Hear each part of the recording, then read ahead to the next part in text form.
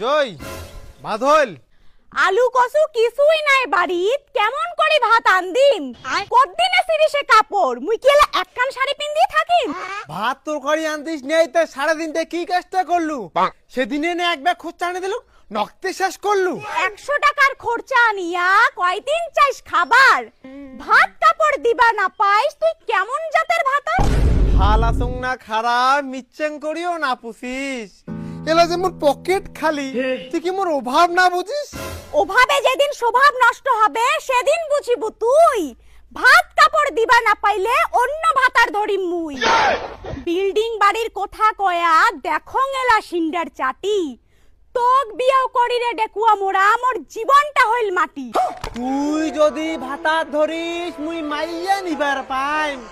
মাইয়া নিয়া তোর বাড়ির বগল দিয়ে হাঁটি যাই জল ছাড়া কোনোদিন যেমন পদ্ম